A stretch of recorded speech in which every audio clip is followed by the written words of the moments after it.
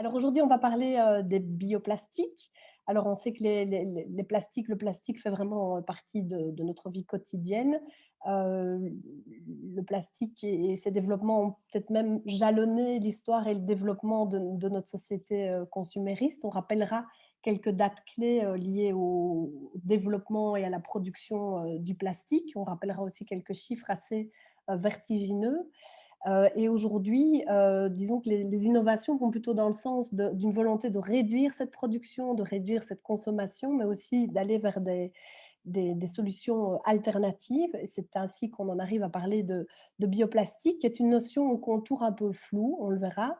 Et on va s'attacher à un moment notamment à redéfinir ce qu'est un bioplastique. On verra qu'il faut parler de bioplastique au pluriel. Et si ces solutions sont vraiment des solutions d'avenir, on sait que la performance et l'impact écologique et environnemental des bioplastiques doivent encore être améliorés. Donc, il y a encore pas mal de recherches qui doivent être soutenues dans ce secteur. Le professeur Aurore Richel attirera notre attention sur les enjeux liés au développement des bioplastiques. Je vous présente le professeur Aurore Richel, qui est donc là. Aurore a intégré le campus de Gembloux Agrobiotech en 2008 pour y développer le domaine alors émergent de la chimie verte. Elle est professeure ordinaire aujourd'hui depuis 2017 et elle dirige depuis plusieurs années le laboratoire de biomasse et technologies vertes. Et avec elle, nous accueillons Gilles Craet, qui pour moi Bonjour. est à sa gauche. Voilà, merci, bonjour Gilles. Gilles est ingénieur civil de formation de l'UCL. Il est passionné de recherche, mais il est aussi piqué de la veine entrepreneuriale, je pense qu'on peut le dire. Et donc, il a monté un projet de recherche pour la valorisation de l'amidon de pois comme composant de base pour un bioplastique. Et autour de ce projet de recherche, il a fondé sa start-up Polypi en 2019, il y a pile 2 ans en fait. Il va nous en parler de ces marchés. Donc, on va parler d'économie circulaire aussi avec ce projet qui est basé vraiment sur la valorisation, la revalorisation d'un coproduit issu du domaine agroalimentaire. Et il attirera lui aussi notre attention sur le fait que pour que ces projets aient vraiment un impact positif, ben, il ne s'agit pas de faire n'importe quoi, on n'est pas dans du greenwashing. Bonjour à tous. Donc aujourd'hui, je vais vous parler des bioplastiques et ce que je vais faire, contrairement à Gilles, qui vous exposera un cas plus pratique, c'est je vais vous faire un panorama de ce que sont les bioplastiques, quels sont leurs enjeux et surtout redéfinir les termes, la terminologie en vigueur dans le domaine des bioplastiques parce qu'on va voir, il y a une énorme confusion en matière de terminologie et c'est probablement cela qui freine d'une part les consommateurs à un usage plus optimal des bioplastiques et c'est ce qui pose parfois certains problèmes en matière de législation. Alors, les matières plastiques, ce sont des matières qui, en fait, peuvent être moulées. Le terme plastique, c'est plutôt un adjectif qui est maintenant tombé dans l'usage, dans le langage courant comme étant un substantif, mais à la base, le terme plastique, c'est bien un adjectif qui fait référence à une matière qui, après chauffage, peut être moulée pour prendre la forme d'objets finis ou semi-finis particuliers. Les matières plastiques, elles sont constituées, pour les non-spécialistes, d'un ou plusieurs polymères qui sont les matrices de base qui vont composer ces matières plastiques. Et un polymère, c'est quoi? Eh bien, c'est une grande molécule qui est composée de la répétition d'une ou plusieurs unités constitutives qui vont se répartir dans le matériau polymère un certain nombre de fois. Ces unités constitutives, c'est ce que l'on appelle des monomères. Donc, par analogie, on peut dire qu'un polymère, c'est une espèce de grande chaîne et qu'un monomère, eh bien, c'est le maillon constitutif de ce polymère. Donc, une matière plastique, elle est composée d'un ou plusieurs matériaux polymères. C'est pour ça que les spécialistes du domaine appellent plutôt ça des matériaux polymères.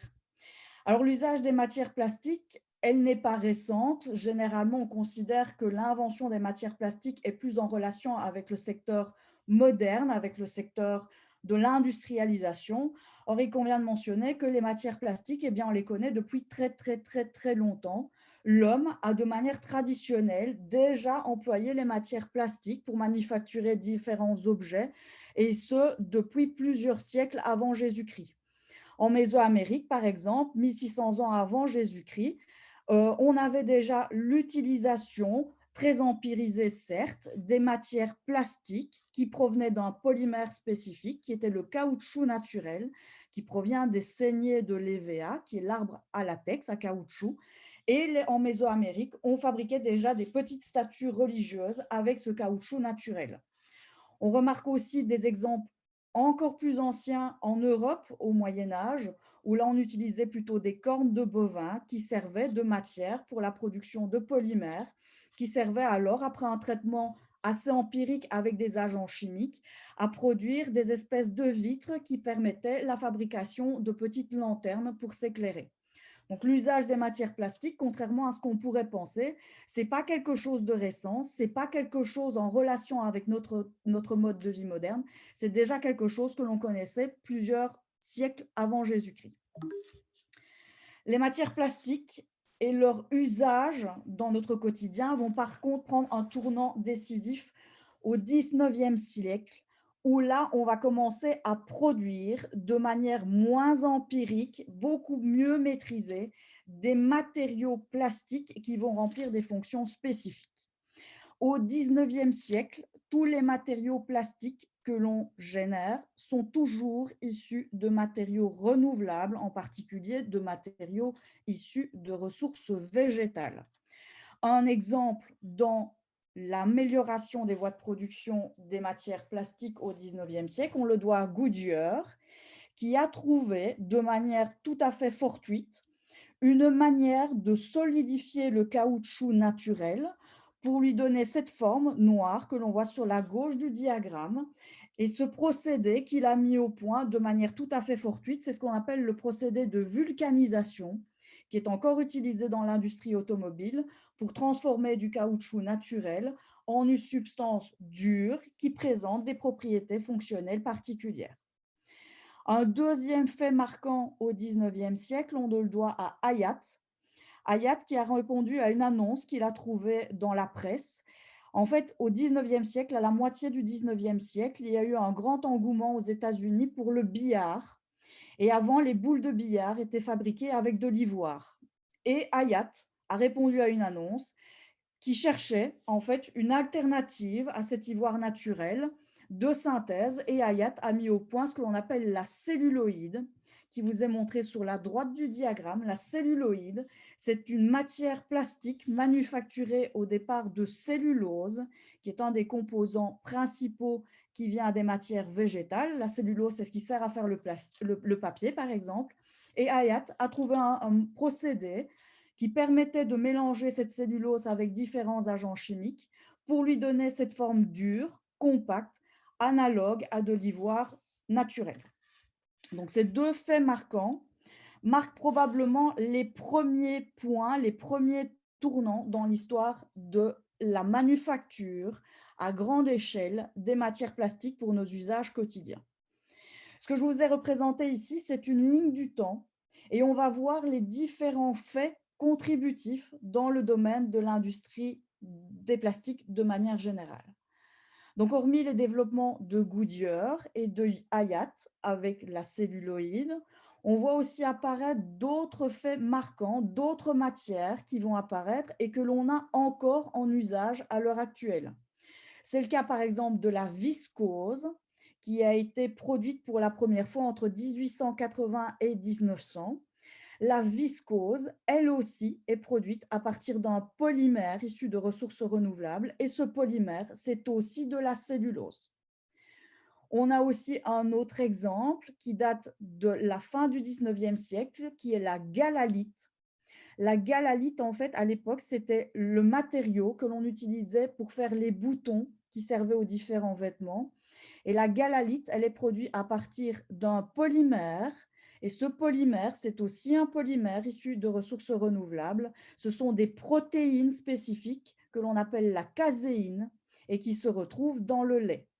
Donc, on le voit sur le 19e siècle, la plupart des matériaux que l'on a manufacturés ont été manufacturés à partir de ressources qui sont renouvelables, de matières que l'on retrouve dans le règne végétal ou dans certaines productions animales comme le lait. Le tournant décisif dans l'industrie de la plasturgie, on le doit à Backland en 1907. Backland, pour information, il a d'ailleurs reçu le prix Nobel de chimie, et c'est un Belge, c'est le seul Belge à avoir reçu le prix Nobel de chimie. Et il a inventé quelque chose, il a inventé la bakélite. La bakélite, c'est une matière plastique noire qui servait à manufacturer les anciens téléphones, les téléphones noirs très typiques. Et c'est ce qui servait, ou ce que l'on retrouve encore dans certaines anciennes maisons. Ce sont les interrupteurs noirs assez solides que l'on retrouve parfois dans certaines vieilles habitations. Et Backland, il a fait autre chose, lui. Il n'a pas extrait un polymère d'une ressource renouvelable. Il a plutôt utilisé des monomères, donc ces unités de base, qu'il a polymérisées pour en faire ce matériau. Et ces unités de base, ces monomères, Backland, il n'a pas été les chercher dans les ressources renouvelables, il a plutôt pris des molécules de synthèse qui provenaient de matières fossiles. Donc Backland a changé le paradigme en matière de matières plastiques. Il nous a fait transiter d'un usage de ressources renouvelables vers quelque chose qui utilise maintenant des ressources non renouvelables et notamment des ressources fossiles. Au début du XXe siècle, ce qui va se passer, c'est que l'industrie va avoir de plus en plus recours aux ressources fossiles traditionnelles, comme on les connaît à l'heure actuelle, et notamment le pétrole, qui va devenir la matière première que l'on va de plus en plus utiliser à un stade industriel dans toute l'industrie chimique. Et donc, les matières plastiques vont progressivement émerger, se diversifier, être produites en grande quantité. Et on doit à ce XXe siècle la plupart des inventions en matière plastique que nous connaissons encore à l'heure actuelle. La plupart des matières plastiques qui ont été produites au XXe siècle, elles ont été produites au départ de monomères qui ont été polymérisés, et ces monomères venaient quasiment tous de ressources fossiles. Donc on a complètement changé depuis l'invention de Backland. Ici maintenant on est dans une production de masse qui utilise des monomères qui sont souvent issus de ressources fossiles. On doit au XXe siècle et au début du XXe siècle un certain nombre d'inventions de matériaux polymères qu'on utilise encore à l'heure actuelle et dont le procédé a peut-être été amélioré, mais toujours le même. C'est par exemple le polyéthylène, le nylon que l'on utilise pour faire les bas nylons, pour faire les imperméables, etc. C'est toujours la même matière, c'est toujours le même procédé de fabrication. Et tout ça, ce sont des inventions qui ne sont pas spécialement récentes. Elles vont avoir un peu moins d'un siècle maintenant. Le polyuréthane est aussi quelque chose que l'on a synthétisé déjà avant la guerre. Le polyuréthane, c'est ce qui sert à faire toutes les mousses d'isolation, par exemple, que l'on retrouve dans les habitations.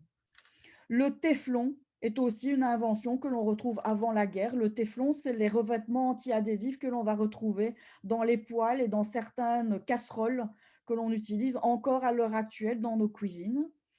Et puis, la guerre va voir apparaître d'autres types de matériaux qui sont plus enclins à répondre à des usages militaires, mais qui sont encore utilisés à l'heure actuelle, notamment les silicones, qui permettent de faire des joints en silicone, ou les résines styrène butadiène, qui servent à manufacturer les pneus de voitures, d'avions, tels que nous les connaissons. Après la guerre, la chimie des matériaux polymères va prendre encore un tournant décisif et va manufacturer plutôt des solutions technologiques, des matériaux à destination du consommateur et qui vont remplir des usages dans la vie quotidienne. C'est le cas par exemple du polytéréphtalate d'éthylène, le PET, qui est encore à l'heure actuelle la matière plastique que l'on utilise pour manufacturer les bouteilles d'eau ou les bouteilles de soda. On voit aussi apparaître des choses après-guerre qui sont moins d'usage aujourd'hui, c'est ce qu'on appelle la mélamine et le formica, qui étaient avant utilisés, qui sont même encore utilisés dans certains ménages pour faire les assiettes incassables pour les enfants. Et le formica, c'est ce qui était utilisé parfois dans certaines cuisines comme revêtement de certains plans de travail ou de certaines armoires. On voit aussi apparaître après-guerre les résines ABS, qui sont des matériaux ultra durs, qui permettent de faire par exemple des agents de renfort pour les voitures, les pare-chocs, mais aussi les briques de construction pour certains Lego. Le polyéthylène haute densité est aussi apparu après-guerre. C'est toujours le même polyéthylène que l'on utilise, toujours par le même procédé de production pour faire les emballages, notamment pour les produits ménagers, les shampoings, les gels douche, etc. Le polycarbonate est aussi un matériau polymère qui a été synthétisé après-guerre. Le polycarbonate, c'est quelque chose de très résistant aussi, qui sert souvent à faire des CD. Les anciens CD-ROM, etc., étaient faits en polycarbonate. Les casques de moto, etc., sont aussi faits en polycarbonate. Le polypropylène est aussi quelque chose que l'on doit à la seconde moitié du XXe siècle. Et puis, on va voir apparaître progressivement des matériaux fonctionnels de plus en plus complexes, de plus en plus performants, parmi lesquels on va retrouver les super absorbants qui ont été développés par la NASA et qui composent à l'heure actuelle les couches culottes. Et puis, on va voir apparaître maintenant des matériaux polymères toujours de plus en plus complexes qui vont répondre à des besoins spécifiques, tant dans l'aéronautique que dans le secteur, par exemple, du médical. Donc, on le voit, la chimie des matériaux polymères, ce n'est pas quelque chose de récent, c'est quelque chose qui date d'il y a plus de 2 siècles. On est passé d'une tendance où on utilisait plutôt le végétal ou les ressources renouvelables au 19e siècle à une production plutôt de masse au 20e siècle, qui, elle, a plutôt massivement utilisé les ressources fossiles comme intrants dans les schémas de production traditionnels. En 2019, on estimait que rien que sur le territoire européen, 64 millions de tonnes de matières plastiques ont été produites, toutes catégories de matériaux polymères confondus, et que sur ces 64 millions de tonnes qui ont été produites en une seule année en Europe, 97% d'entre eux étaient encore manufacturés au départ de ressources fossiles, dont majoritairement le pétrole, et seulement 3% de la production utilisait des ressources renouvelables et principalement des ressources végétales pour la production de ces matériaux polymères que l'on retrouve dans notre quotidien. Alors, si on regarde la production année après année de ces matières plastiques, on va voir qu'en Europe, la tendance est relativement stable. On a produit sur les dernières années entre 50 et 60 millions de tonnes de matières plastiques, toutes catégories confondues, que ce soit issues de ressources fossiles ou de ressources renouvelables. La tendance est assez stable en Europe. Par contre, on voit à l'échelle mondiale une augmentation de la production de matières plastiques, toutes catégories confondues. On est passé de 245 millions de tonnes en 2008 à 359 millions de tonnes 10 ans après. Cette augmentation drastique, elle est due à deux facteurs particuliers. Elle est due d'une part à l'essor démographique, qui est une des conséquences ou une des raisons qui explique cette augmentation de la production en matière plastique. Et la seconde raison, c'est l'émergence de nouveaux acteurs sur le marché, que ce soit en termes de consommation ou en termes de production. La Chine est à l'heure actuelle l'un des plus gros producteurs de matières plastiques, ce qui se traduit par une augmentation de la quantité produite de matières plastiques sur le marché. Alors, si on regarde pour toutes ces matières plastiques au niveau européen, on verra qu'environ 40% de la production se destine au secteur du packaging qui est soit alimentaire, avec les bouteilles, les tétrabriques, les emballages pour salade, les emballages pour toutes les denrées alimentaires. Mais le packaging, ce n'est pas uniquement que l'alimentaire, il y a aussi le domaine du non alimentaire qui est concerné pour tout ce qui est emballage, notamment les enveloppes, tout ce qui est emballé, envoyé par la poste, etc., sont aussi couverts par ces 40% de parts de marché. Le secteur de la construction est le second secteur de marché en termes d'abondance pour les matières plastiques, avec une représentation environ 20% des matières plastiques. essentiellement pour l'isolation, la production de châssis, qui sont deux applications phares pour le secteur de la construction. Le secteur de l'automobile arrive en troisième position avec environ une matière plastique sur 10 qui est destinée à ce secteur pour la production des pneus, toutes les parties intérieures ou extérieures de la voiture, et puis 6% qui se destinent au secteur de l'électronique, toutes catégories confondues. Le reste de la production se destine à des usages divers, généralement domestiques ou industriels. La plupart des objets que nous connaissons aujourd'hui et qui entourent notre quotidien sont encore manufacturés au départ de matières plastiques. Pourquoi? Parce que les matières plastiques sont généralement résistantes, elles sont généralement très légères, et c'est une des raisons pour laquelle les matières plastiques sont autant en usage dans notre quotidien. Ce que l'on a observé par contre, c'est que depuis 1950, l'augmentation de la quantité des matières plastiques générées par les industries chimiques avait eu un effet cumulatif. Ça veut dire quoi? Ça veut dire qu'on a produit beaucoup de matières plastiques et que ces matières plastiques, qui sont manufacturées au départ de ressources fossiles, elles présentent une petite particularité, c'est qu'elles se dégradent très, très, très, très lentement dans l'environnement.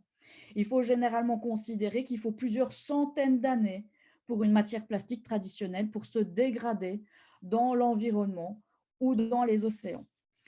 On considère que depuis 1950, environ 8,3 milliards de tonnes de matière plastique ont été générées, toutes catégories confondues, et principalement, ces 8,3 milliards de tonnes sont des matières plastiques issues de ressources non renouvelables, comme les matières fossiles, comme le pétrole. Sur ces 8,3 milliards de tonnes, on considère qu'il y a encore en usage dans nos habitations, dans nos buildings, dans nos industries, 2,5 milliards de tonnes. Le reste n'est plus entre les mains des consommateurs ou des utilisateurs. Ils ont été soit déversés dans l'environnement, soit mis en décharge, soit déversés de manière anarchique dans l'environnement. Une partie a été incinérée et encore une plus petite partie a été recyclée. Pourquoi l'incinération et le recyclage représentent des fragments ou des quantités aussi faibles? Eh bien, c'est parce qu'elles n'étaient pas d'usage ou elles étaient moins usitées avant 1980. Donc, l'incinération des matières plastiques, le recyclage des matières plastiques était quelque chose que l'on n'avait pas encore à disposition, qui était moins maîtrisé avant 1980. C'est la raison pour laquelle une infime part de cette production cumulée de 8,3 milliards de tonnes est restée accumulée dans l'environnement. Donc on le voit, les matières plastiques, ça représente un large panorama de matériaux qui parfois ont une empreinte environnementale qui n'est pas négligeable. On voit qu'il y a une grosse partie de ces matières plastiques qui s'est progressivement accumulée dans l'environnement, générant une pollution terrestre, maritime, avec l'émergence de microplastiques qui se sont accumulés dans certains écosystèmes. L'empreinte environnementale, elle est due aussi à l'utilisation des ressources fossiles, à leur extraction, qui génère parfois des gaz à effet de serre dans les phases de transformation. Et on se rend compte aussi que ces matières plastiques, pour certaines d'entre elles, il n'existe pas dans tous les coins du monde une bonne gestion de la fin de vie de ces matières premières, des filières de recyclage. Elles ne sont pas toujours efficientes dans certaines parties du globe. Progressivement, depuis les années 1970, on a aussi vu que le pétrole, qui était la matière première la plus utilisée pour la production de matières plastiques, elle a commencé à fluctuer en termes de prix. Et cette fluctuation, elle a été due à des pressions qui sont dues à des chocs pétroliers spécifiques. Et puis la demande des consommateurs pour avoir des produits de plus en plus éco-responsables a commencé à se faire ressentir.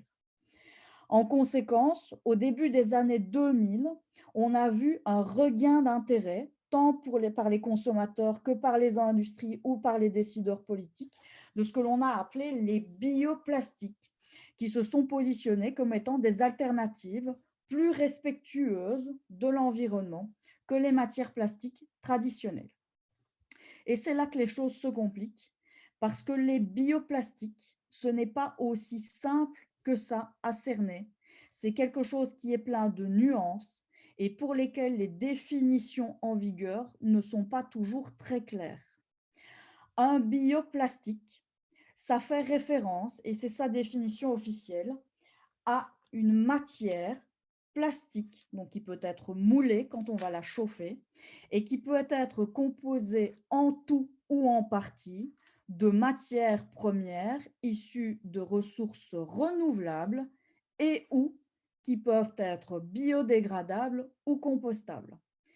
Si on lit bien cette définition et si on va la lire entre les lignes, on va se rendre compte d'une chose, c'est que sous le vocable de bioplastique, on renferme aussi tous les plastiques pétrosourcés conventionnels qui peuvent être biodégradables ou compostables. Donc, contrairement aux idées reçues, un bioplastique, ce n'est pas systématiquement issu de ressources renouvelables. Les matériaux issus des filières pétrochimiques, mais qui seraient biodégradables, répondent aussi à l'appellation et sont renfermés sous l'appellation de bioplastique. Donc, il ne faut pas se laisser leurrer. Un bioplastique, ce n'est pas toujours issu du renouvelable, ça peut être aussi une matière issue du pétrole. Et un bioplastique, ce que dit la définition, c'est qu'il n'est pas nécessaire qu'il soit biodégradable ou compostable. Une matière plastique issue de ressources renouvelables, qui ne se dégrade pas spontanément dans l'environnement, est aussi renfermée sous ce vocable de bioplastique. Donc bien faire attention, la définition est très tendancieuse. Elle renferme sous cette définition simple un certain nombre de points particuliers auxquels il faut être vigilant. Un bioplastique, ça peut être aussi quelque chose manufacturé par l'industrie fossile pétrochimique traditionnelle. Alors, si on regarde ici, on va voir qu'il y a 3 types de bioplastiques spécifiques. Je vous ai mis en bleu les plastiques traditionnels issus de la filière pétrochimique. C'est ceux que l'on voyait sur la première ligne du temps que je vous ai montré. Et en vert, on voit apparaître 3 blocs de bioplastiques qui satisfont à la définition que l'on vient d'énoncer. Et on va les passer en revue. Les premiers, ceux que l'on ne va pas voir dans le cadre de cet exposé, ce sont des matériaux plastiques manufacturés au départ de ressources fossiles, dont principalement le pétrole, mais qui sont biodégradables. Ça aussi, c'est un bioplastique par définition. Donc quelque chose qui provient des ressources fossiles, dont le pétrole, et qui sont biodégradables ou compostables à terme quand ils sont bien gérés en fin de vie. Les deux qui nous intéressent le plus et sur lesquels les efforts de recherche sont les plus soutenus, c'est les 2 catégories qui sont spécifiées sur le dessus et que l'on va détailler plus en détail maintenant. Ce sont des matériaux qui sont des bioplastiques issus de ressources renouvelables et principalement de ressources végétales et qui peuvent soit être biodégradables, soit ne pas être biodégradables du tout. Donc bien faire attention, un bioplastique, ce n'est pas parce qu'il est issu de ressources renouvelables que forcément, de facto, il sera biodégradable ou compostable. Alors, on voit ici le marché des bioplastiques. On voit que ça représente une toute petite part, donc 3%, même pas, de la production européenne. Donc, on a environ 2,1 millions de tonnes de bioplastiques qui sont produits en Europe. Et si on regarde de plus près cette répartition, on va voir que la moitié d'entre eux sont biodégradables, l'autre moitié n'est pas du tout biodégradable. Donc, sur ces 3% de production, seulement la moitié fait référence à des choses qui sont éventuellement biodégradables. Le reste, ça reste des matériaux qui ont la même fin de vie que ceux que nous connaissons via les filières fossiles traditionnelles. Ce que l'on voit sur le diagramme de droite, c'est plutôt la manière dont se répartissent ces ressources, ces bioplastiques dans des applications de notre quotidien. Et ce que l'on voit, c'est que les matériaux non biodégradables en vert représentent encore une partie importante des domaines clés que vous avez d'ailleurs mentionnés comme étant les plus représentatifs des challenges en matière de bioplastique, que sont le packaging, qu'il soit alimentaire ou non alimentaire. Donc un matériau de type bioplastique qui se retrouve dans une application pour l'alimentaire en termes de packaging peut ne pas être biodégradable. Donc ça, c'est ce que nous enseigne le graphique qui est sur la droite du document. Alors, le cas sur lequel s'oriente une partie des recherches, et c'est ce que Gilles vous montrera par après, ce sont des matériaux, des bioplastiques issus de ressources renouvelables et qui, eux, sont biodégradables, c'est-à-dire qu'ils vont se décomposer dans l'environnement de manière plus rapide que les plastiques traditionnels et qui sont des matériaux qui sont généralement issus de ressources végétales. Dans cette première catégorie, on va retrouver tous les plastiques qui sont produits à partir d'amidon, qui est une matière que l'on retrouve dans les graines de céréales ou dans certains sous-produits céréaliers. C'est ce que Gilles vous montrera tout à l'heure. Et on retrouve aussi sur l'élément de droite des composites qui sont faits avec de la cellulose. La cellulose, c'est une matière fibreuse qui sert à faire du papier. C'est quelque chose de très résistant.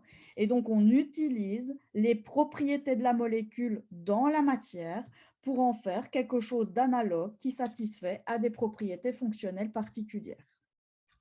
Donc ça, c'est deux types d'applications dans cette première catégorie que sont les matériaux bioplastiques, biodégradables. C'est tout ce qui est fait à partir d'amidon et tout ce qui est fait à partir de cellulose.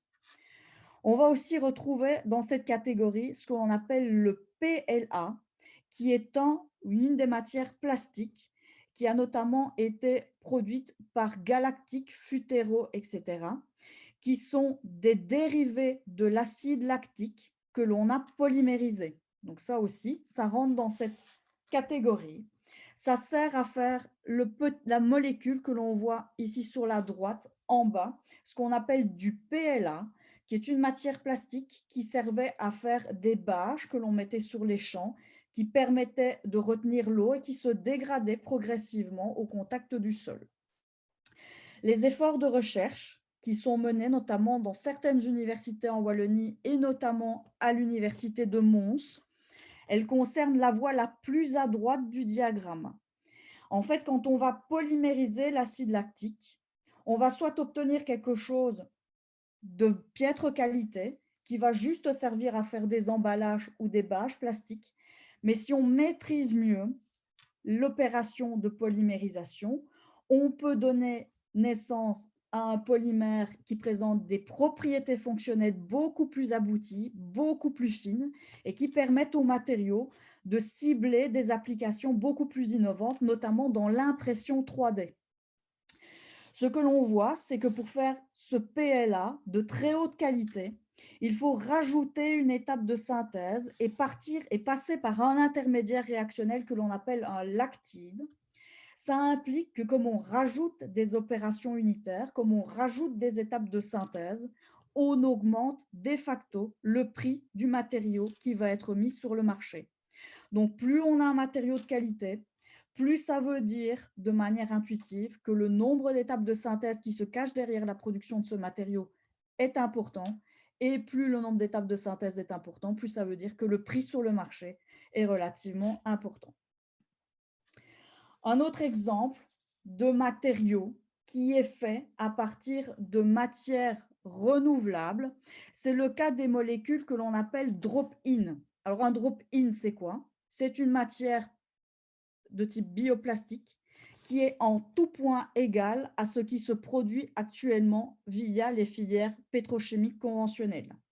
Ça veut dire que, in fine, ces matériaux, ils ne sont pas biodégradables, ils ont la même fin de vie, le même impact environnemental que ceux que l'on génère par les filières fossiles traditionnelles. Le cas le plus courant de molécules drop-in, c'est ce qu'on appelle le biopolyéthylène, qui est un polyéthylène qui est produit par déshydratation du bioéthanol, qui est le carburant ou la molécule que l'on rajoute dans les carburants de roulage traditionnels. Donc, plus il y a d'étapes de synthèse, plus le prix de la molécule sur le marché va être important. Et donc, le biopolyéthylène, qui comprend des étapes beaucoup plus importantes que l'éthylène traditionnel, le polyéthylène par les filières pétrochimiques traditionnelles, est beaucoup plus cher sur le marché. Donc ça, c'est l'exemple d'un bioplastique qui n'est pas biodégradable et qui est en tout point égal à une matière issue par les filières pétrochimiques conventionnelles. Un deuxième exemple de matière plastique de type bioplastique non biodégradable, c'est ce que l'on appelle le PEF. Alors, le PEF, c'est un matériau qui se veut comme étant une alternative au polyéthylène terephthalate, au PET, pour la synthèse ou pour la production des emballages alimentaires.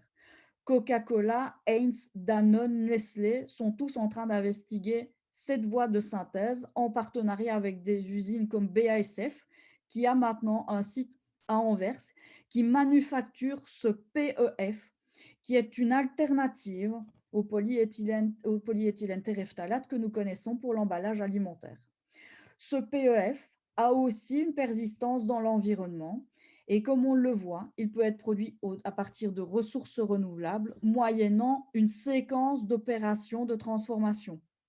S'il y a une séquence d'opérations de transformation, ça veut dire, on vient de le voir, que les coûts de production sont bien plus importants que des alternatives issues des ressources fossiles traditionnelles et que cela reste parfois un frein pour le déploiement des bioplastiques à un stade plus affirmé industriel.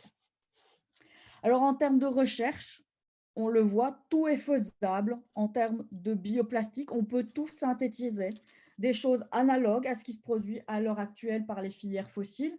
On peut aussi produire des nouveaux matériaux. On peut tout faire avec les ressources renouvelables. On peut même, c'est l'exemple qui vous est montré à droite, qui est une spécialité de l'Université de Liège, on peut utiliser le CO2, qui est une molécule très problématique, capter le CO2, venir l'inclure sur des petits monomères qui, une fois polymérisés, vont donner naissance à ces polycarbonates dont on a déjà parlé, ces matériaux qui sont ultra résistants. Donc, on peut tout faire à partir de ressources renouvelables. On peut, sur le papier, tout penser en termes de bioplastique. Techniquement, on est encore parfois assez limité quand on va monter en échelle. Le fait d'augmenter le nombre d'étapes de synthèse fait que l'on complique de plus en plus les déploiements à un stade industriel. Ça augmente les investissements puisqu'une industrie doit investir dans plusieurs réacteurs en parallèle et donc ça a un impact in fine sur les coûts de production. De manière générale, les bioplastiques restent plus chers que leurs analogues pour une fonction ou une application donnée issue des filières pétrochimiques conventionnelles. On voit ici un exemple, par exemple pour une boîte qui sert à renfermer un hamburger. On voit qu'il est environ 2 fois plus cher de produire un bioplastique au départ de canne à sucre que son alternative issue du polystyrène qui vient des filières fossiles traditionnelles. C'est la même chose pour une simple fourchette. Elle est environ 3 à 4 fois plus chère quand on la produit à partir de ressources renouvelables que quand on la produit au départ de ressources fossiles. In fine, si l'emballage est plus cher, ça veut dire que les répercussions sur le produit qui va être livré au consommateur va aussi être plus cher. Alors, il est aussi important de se poser la question des réels bénéfices environnementaux de ces bioplastiques. Et là, la réponse, elle est assez difficile à formuler. En effet, en fonction du polymère qui sert à générer ce bioplastique, eh bien, l'impact sur l'environnement va être variable. Certains bénéfices vont être rencontrés pour certains matériaux biopolymères. Pour d'autres, c'est un peu plus discutable et donc tout se doit d'être évalué au cas par cas sur la chaîne de valeur complète de ces nouveaux bioplastiques et ce pour une application donnée et pour une fin de vie donnée. Pour ce faire, estimer l'impact environnemental est réalisé en utilisant des outils de type analyse de cycle de vie, qui restent des outils prédictifs d'aide à la décision qui doivent accompagner le développement de tout matériau de type bioplastique et de leur émergence sur le marché. Il y a aussi une question qu'il convient de se poser en termes de bénéfices environnementaux des bioplastiques. En fait, un bioplastique, il n'est jamais livré tel quel pour une application donnée ou pour un usage donné. Généralement, on lui met à l'intérieur un certain nombre d'additifs qui vont lui donner de la couleur, qui vont lui permettre de résister au choc, etc., etc. On pourrait très bien avoir un bioplastique qui renferme plein d'additifs issus des filières pétrochimiques. Tout cela respecte la définition des bioplastiques et dans ce cas, le réel avantage environnemental, il peut être discuté. Est-ce que c'est vraiment intéressant d'avoir fait un bioplastique à partir de ressources renouvelables pour après aller le doper de plein de molécules qui proviennent de ressources fossiles? Donc ça, c'est la première question qu'il convient de se poser, c'est de la pertinence de formuler des objets à partir de bioplastiques quand on sait qu'on va devoir les additiver par un certain nombre de molécules qui restent encore manufacturées par les filières fossiles traditionnelles. La deuxième question qui convient de se poser en termes de bioplastique, c'est le positionnement de ces nouvelles solutions par rapport aux options de recyclage qui sont de plus en plus mises en avant et qui sont de plus en plus financées dans nos pays industrialisés. On sait que la Wallonie, par exemple, investit massivement sur les options de recyclage. Et la question qui convient de se poser, c'est est-ce que c'est vraiment intéressant de manufacturer, par exemple, une bouteille en PET issue de ressources renouvelables, ou est-ce que utiliser du PET fossile, pétrochimique traditionnel, mais qui est recyclé, n'est pas plus intéressant? Donc là aussi, ça s'évalue au cas par cas, ça s'évalue à un niveau régional ou à un niveau territorial bien particulier. Et il faut aussi prendre quelque chose en considération que l'on perd souvent de vue quand on manufacture des bioplastiques, c'est que utiliser, produire ou mettre en forme des bioplastiques, ça consomme généralement de l'eau. Et on voit ici sur le petit schéma sur la droite, il vous dit que pour produire une seule bouteille en PET qui serait issue de ressources renouvelables, il faut entre 150 et 489 litres d'eau par bouteille. Donc, bien faire attention, ne pas se laisser appâter par le terme de bioplastique. Parfois, pour certains bioplastiques, la quantité d'eau que l'on va devoir mettre en œuvre pour les produire, elle n'est pas négligeable du tout. Elle peut aller entre 300 et 400 litres pour une simple bouteille en PET. Donc là aussi, il convient de se poser la question, c'est est-ce que c'est vraiment intéressant de mettre en place un bioplastique ou est-ce que je n'ai pas tout intérêt à favoriser le déploiement des options de recyclage et des filières de recyclage traditionnelles? Et puis la dernière question qui convient de se poser quand on parle de bioplastique, c'est l'acceptabilité par le grand public de ces nouvelles solutions. On vous montre ici les résultats d'une étude qui a été menée fin 2020 et qui comprend sur la gauche du diagramme la perception qu'a le grand public pour ces bioplastiques. Et à la droite du diagramme, on vous montre le comportement qu'a le grand public vis-à-vis de ces bioplastiques. Ce qu'on vous montre, c'est que généralement, c'est les petites barres en gris sur le schéma, c'est que les consommateurs, ils ne sont pas généralement très satisfaits quand on leur dit qu'ils ont entre les mains un plastique manufacturé de manière traditionnelle par l'industrie pétrochimique. Ils ne sont pas très contents d'avoir ça entre les mains, mais par contre, ils sont 89% à savoir correctement maîtriser la fin de vie de ces matières plastiques issues des ressources fossiles. Dans nos pays, on est conditionné maintenant à l'usage des sacs bleus pour récupérer nos matières plastiques. Même si on utilise une bouteille d'eau qui est manufacturée par la filière fossile traditionnelle, on va la mettre dans le bon sac qui va partir vers la bonne voie de recyclage.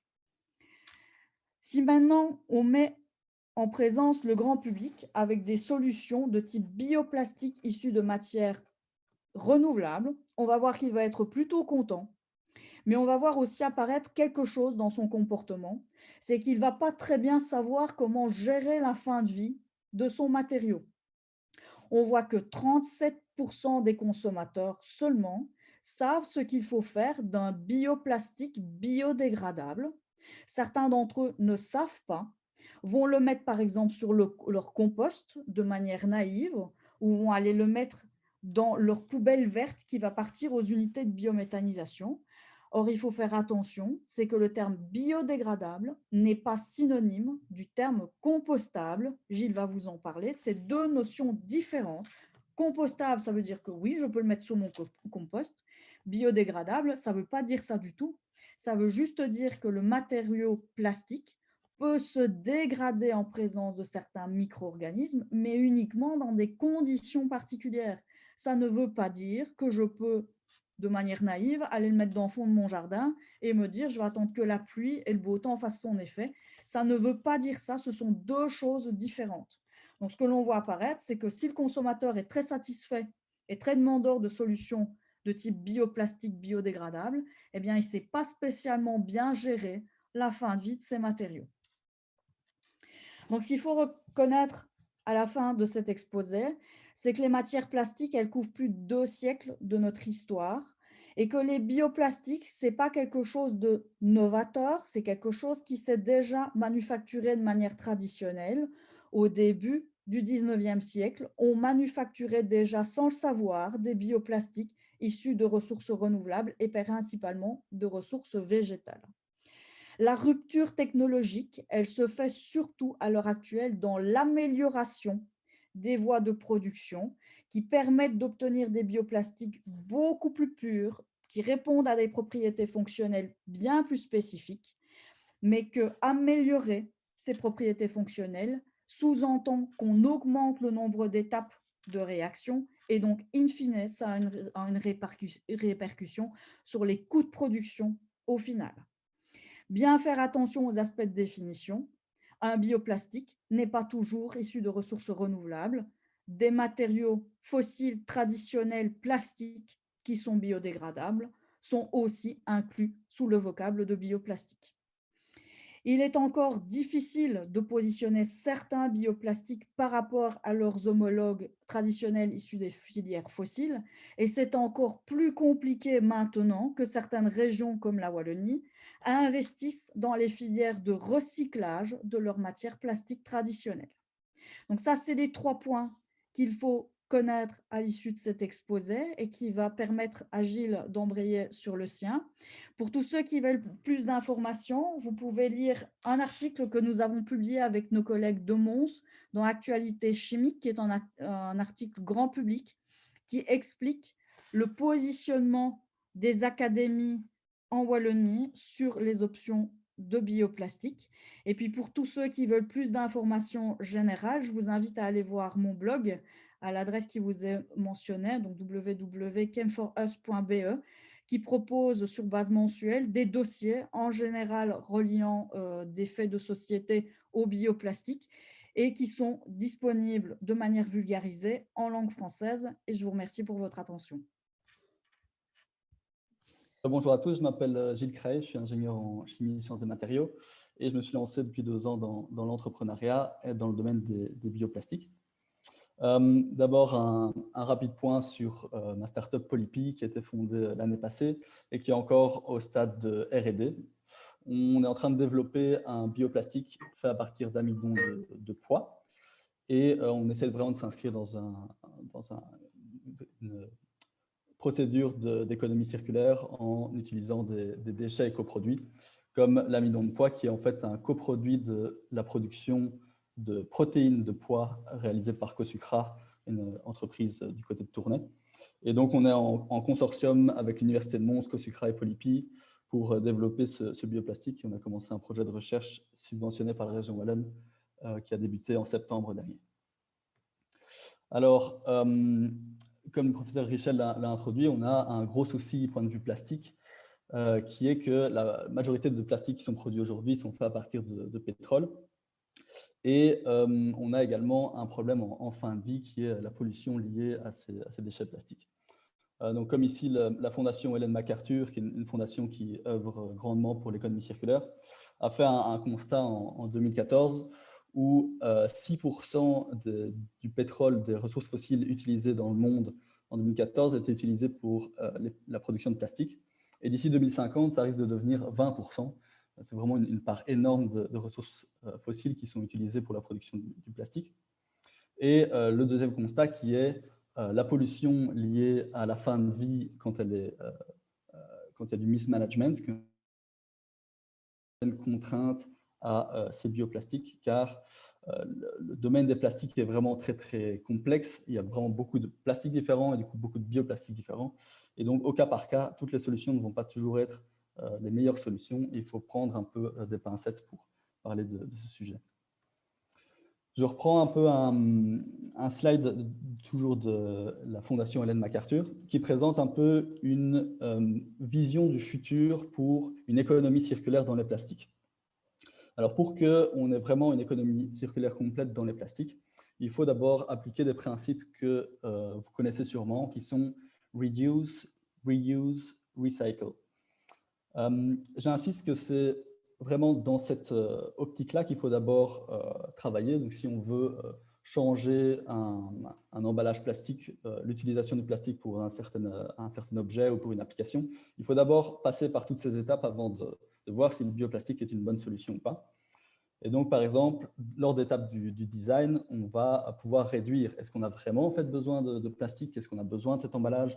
On voit qu'il y a énormément de solutions, par exemple, pour l'alimentaire. On va de plus en plus vers des magasins en vrac pour les fruits et légumes ou autres, où on se rend compte qu'on peut vraiment réduire fortement l'usage des plastiques. Ensuite, l'étape du reuse, où c'est très intéressant de faire du plastique qui va durer très longtemps dans le temps si on peut le réutiliser des dizaines, des centaines de fois pour l'application, pour le produit en question. Et là, on peut même alors déjà faire l'entrée des bioplastiques où on peut avoir des plastiques qui ne sont pas biodégradables, mais biosourcés, enfin à partir de ressources renouvelables, mais qui vont vraiment durer dans le temps et qu'on va pouvoir réutiliser et faire une boucle intéressante pour l'économie circulaire. Donc d'abord reduce, reuse et enfin recycle. On a des boucles de recyclage qui fonctionnent très bien. Par exemple, la boucle du PET pour les bouteilles en plastique.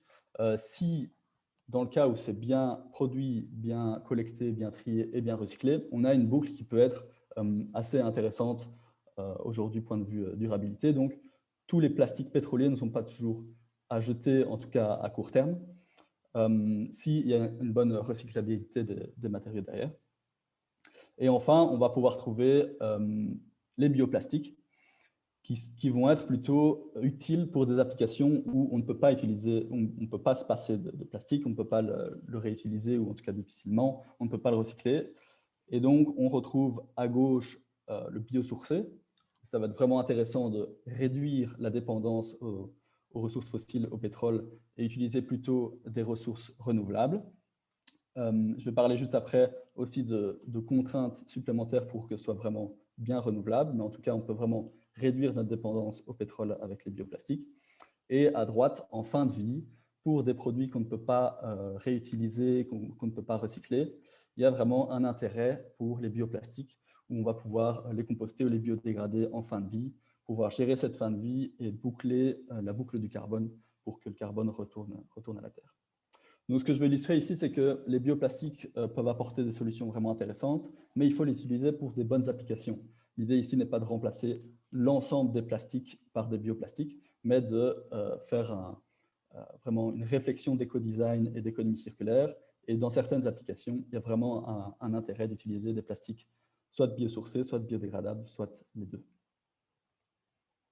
Alors, un point sur les plastiques biosourcés.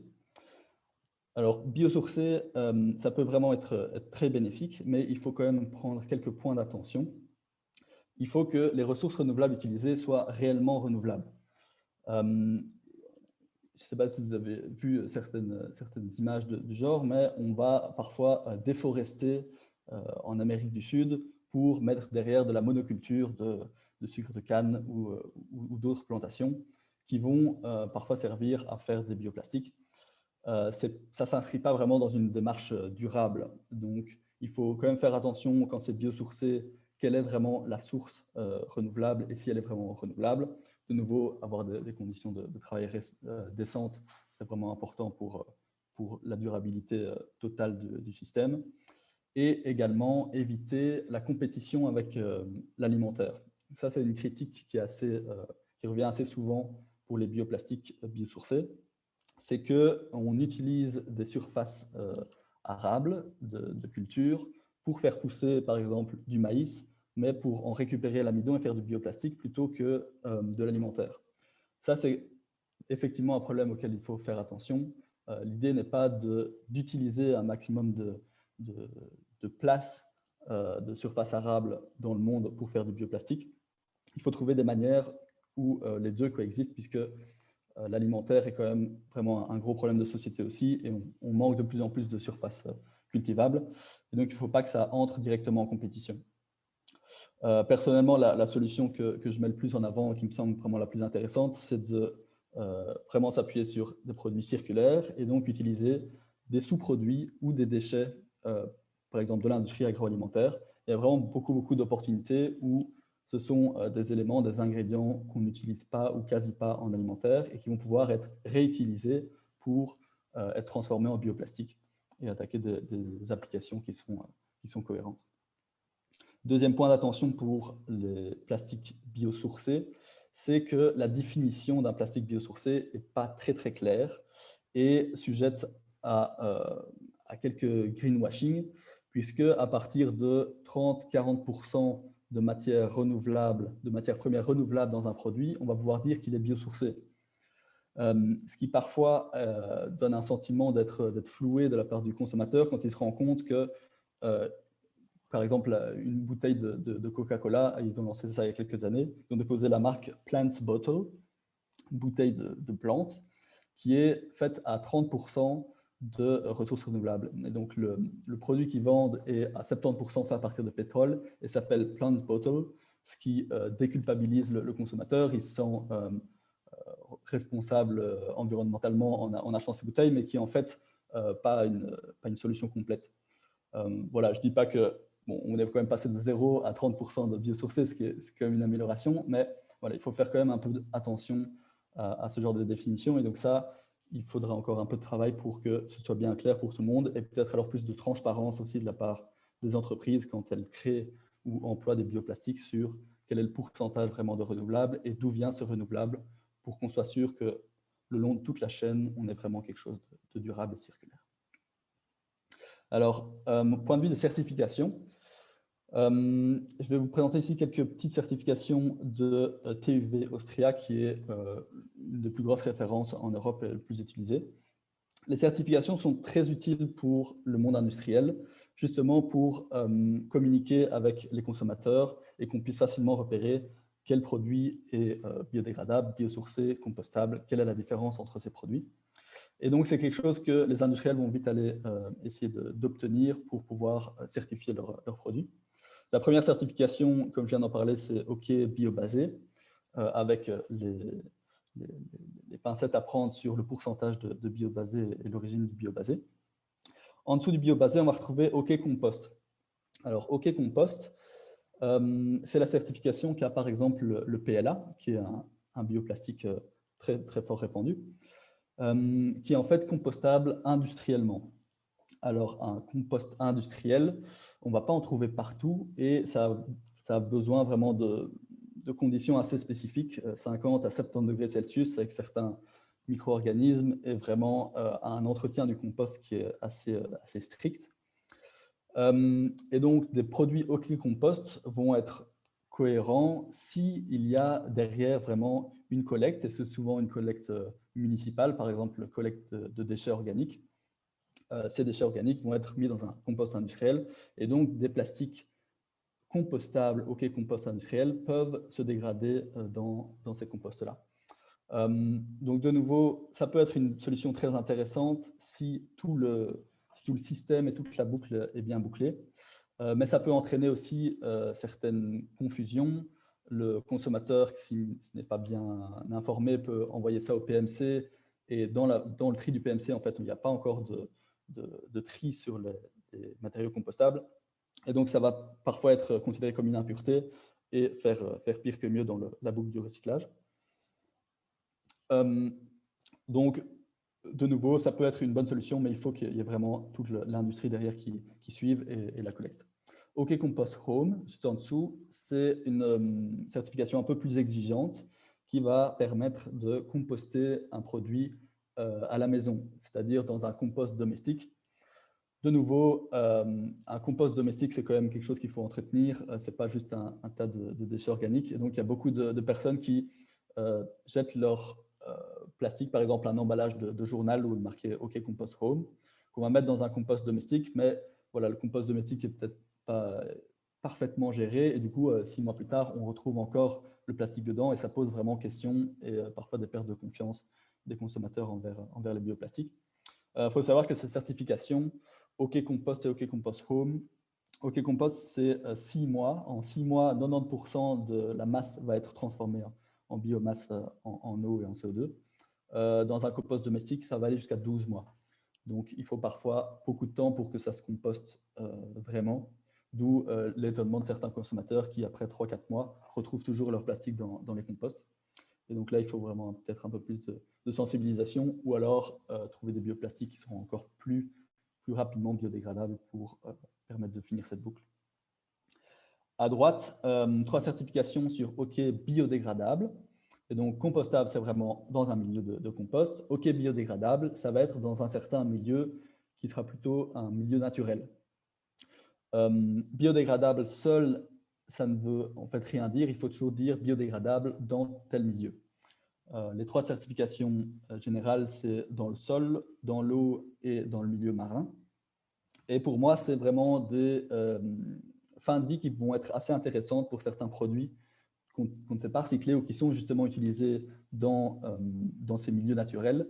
Si on peut assurer qu'ils sont vraiment biodégradables dans ces milieux naturels, il y a vraiment une fin de vie qui est gérée lors de l'usage. Donc, par exemple, on peut prendre du film de paillage agricole ou des clips ou autres matériels utilisés dans l'horticulture ou l'agriculture qui vont faire leur travail de plastique durant le cycle de vie. Et à la fin, au lieu de retirer le plastique comme c'est fait actuellement, où il y a encore des bouts de plastique qui se retrouvent dans le champ, etc., l'agriculteur va pouvoir juste broyer le plastique dans le sol pour que le sol absorbe le bioplastique. Tout en, il faut toujours vraiment bien s'assurer qu'il n'y aura pas d'intoxication du sol ou que le sol ne va pas perdre en qualité d'année en année. Donc tout ça, c'est vraiment des analyses qu'il faut vraiment faire et qui, je pense, doivent faire partie de l'analyse du cycle de vie de chaque produit. Mais en tout cas, ces certifications-là permettent vraiment une gestion de fin de vie pour les bioplastiques biodégradables qui est, je pense, assez intéressante. Alors, les marchés, professeur Richel vous en a déjà parlé, donc pour l'instant, c'est vraiment un petit marché, mais qui est en assez forte expansion. Donc, je vais passer rapidement ce slide. Et ici, quelques exemples d'applications commerciales. Les petites questions au début étaient assez intéressantes parce que vous étiez vraiment dans le bon. Plus de 50%, enfin un peu moins maintenant, de 50% des applications pour les bioplastiques se retrouvent dans le packaging. Et puis, on va trouver toute une série d'autres domaines. Ça se développe vraiment pas mal. De nouveau, il y a des bonnes et des moins bonnes solutions. Mais en tout cas, le bioplastique prend de plus en plus d'importance. Et je voulais citer deux exemples qui pour moi sont assez intéressants. Les 2 photos en bas à droite.